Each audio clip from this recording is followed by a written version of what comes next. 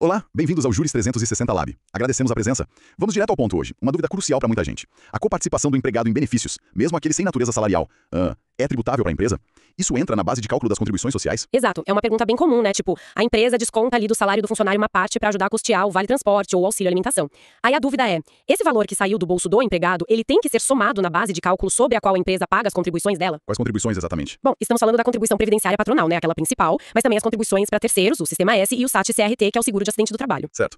E olha, intuitivamente muita gente deve pensar que não, né? Afinal é um dinheiro do empregado para um benefício que nem é salário. A empresa não deveria pagar imposto sobre isso. Parece lógico. Pois é, parece lógico. Mas o Superior Tribunal de Justiça analisou isso, né? Tem um julgado importante aí. Sim, tem sim. É o recurso especial 2033-904, lá do Rio Grande do Sul. Saiu no informativo 763 do STJ. E qual foi a conclusão do STJ? Surpreendeu? Olha, para quem seguir essa lógica intuitiva, talvez sim. O STJ fixou uma tese dizendo que sim, esses valores descontados dos empregados devem fazer parte da base de cálculo dessas contribuições que a empresa paga. É mesmo? E por quê? Aqui é que a coisa fica interessante. Qual foi o raciocínio deles para ir contra essa ideia mais, digamos, intuitiva? O ponto-chave, na verdade, está na legislação. Especificamente na Lei 8.212 de 91, que cuida do custeio da Seguridade Social.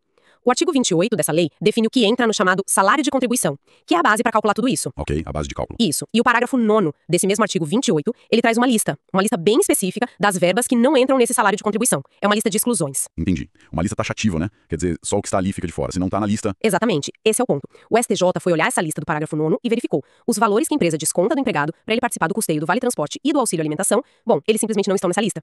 Se a lei não excluiu expressamente, o STJ entendeu que vale a regra geral. Ou seja, tem que incluir na base de cálculo da contribuição da empresa. Não dá pra ficar interpretando pra ampliar as isenções, sabe? A lista é fechada. Nossa, isso tem um impacto prático bem direto para as empresas, certo? Com certeza. Quer dizer, na hora de calcular a contribuição previdenciária patronal, terceiro, SAT, tá? A empresa tem que pegar a remuneração do empregado e somar também aquele pedacinho que o próprio empregado pagou pelo vale alimentação. A base de cálculo aumenta. Precisamente isso. A conta da contribuição fica maior para a empresa. E olha, não é uma decisão isolada, viu? Ah, não é a primeira vez que decidem assim? Não, a jurisprudência do STJ já tá bem consolidada nesse sentido. Inclusive, nessa própria decisão, eles citam outros julgados, como o AGINT no RESP 2003-622, também do RS. Nesse outro caso, aplicaram um mesmíssimo raciocínio para coparticipação do empregado em plano de saúde e odontológico. A lógica é a mesma. Não está na lista de exclusão do artigo 28, parágrafo 9º, então para a empresa entra na base de cálculo. Fica bem claro, então. O critério do STJ é bastante objetivo. A lista de exclusões da Lei 8.212 é o que define.